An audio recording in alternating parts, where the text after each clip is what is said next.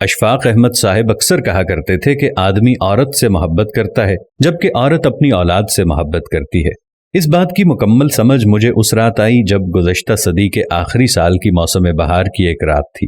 میری شادی ہوئے تقریباً 2 سال ہو چکے تھے اور بڑا بیٹا قریب 1 برس کا ہو گیا تھا۔ اس رات کمرے میں 3 لوگ تھے، میں، میرا بیٹا اور اس کی والدہ۔ 3 میں سے 2 لوگوں کو بخار تھا، مجھے کوئی 104 درجے اور میرے بیٹے کو کوئی 101 درجے۔ اگرچہ میری طبیعت میرے بیٹے سے کہیں زیادہ خراب تھی، تاہم میں نے یہ محسوس کیا کہ جیسے کمرے میں صرف 2 ہی لوگ ہیں، میرا بیٹا اور اس کی والدہ۔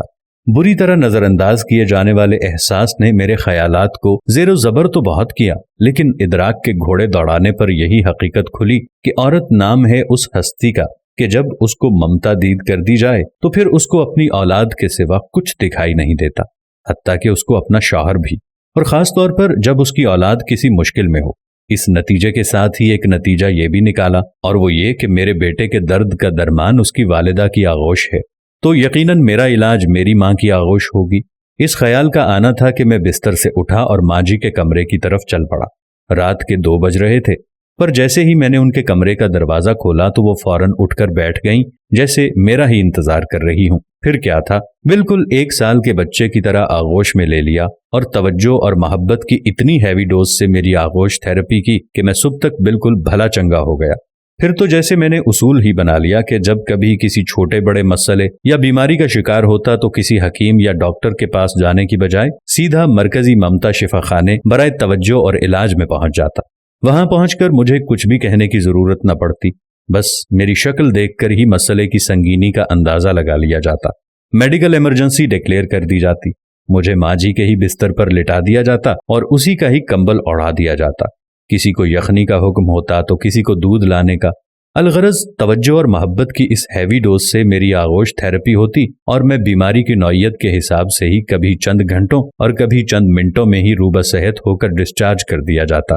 یہ سلسلہ تقریباً 3 ماہ قبل تک جاری رہا۔ وہ وسط نومبر کی ایک شام تھی جب میں فیکٹری سے گھر کے لیے روانہ ہونے لگا۔ مجھے لگا کہ مکمل طور پر صحت مند نہیں ہوں، تبھی میں نے آغوش تھراپی کروانے کا فیصلہ کیا اور گھر جانے کی بجائے ماں جی کی خدمت میں حاضر ہو گیا۔ لیکن وہاں پہنچنے پر اور ہی منظر دیکھنے کو ملا۔ ماں جی کی اپنی حالت کافی خراب تھی، پچھلے کئی روز سے پھیپھڑوں کے عارضے کی وجہ سے بخار اور درد کا دور چل رہا تھا۔ میں خود کو بھول کر ان کی تیمارداری پر لگ گیا، مختلف ادویات دیں، خوراک کے مختلف ٹوٹکے آزمائے۔ مختصر یہ کہ کوئی 2 گھنٹے کی آؤ بھگت کے بعد ان کی طبیعت سنبھل گئی اور وہ سو گئیں۔ میں اٹھ کر گھر چلا گیا۔ ابھی گھر پہنچے آدھا گھنٹہ ہی بمشکل گزرا ہوگا کہ فون کی گھنٹی بجی۔ دیکھا تو چھوٹے بھائی کا نمبر تھا۔ 100 طرح کے واہمے ایک پل میں آ کر گزر گئے۔ ایک جھٹکے سے فون اٹھایا اور فوراً پوچھا، بھائی سب خیریت ہے نا؟ بھائی بولا، سب خیریت ہے۔ وہ اصل میں ماں جی پوچھ رہی ہیں کہ آپ کی طبیعت ناساز تھی، اب کیسی ہے؟ اوہ میرے خدایا! اس روز میرے ذہن میں ماں کی تعریف مکمل ہو گئی تھی۔ ماں وہ ہستی ہے جو اولاد کو تکلیف میں دیکھ کر اپنا دکھ اپنے آپ بھول جاتی ہے۔ یا اللہ، ہماری ماں کو صحت و تندرستی والی زندگی عطا فرما۔ یا اللہ، جو اس ویڈیو کو دیکھ رہا ہے ان سب کی ماؤں کو صحت و تندرستی عطا فرما۔ یا اللہ، جن کی مائیں اس دنیا سے چل بسی ہیں ان کو جنت الفردوس میں اعلیٰ مقام عطا فرما، اور جن کی مائیں زندہ ہیں ہم سب کو ان کی خدمت کرنے کی توفیق عطا فرما۔ آمین ثم آمین۔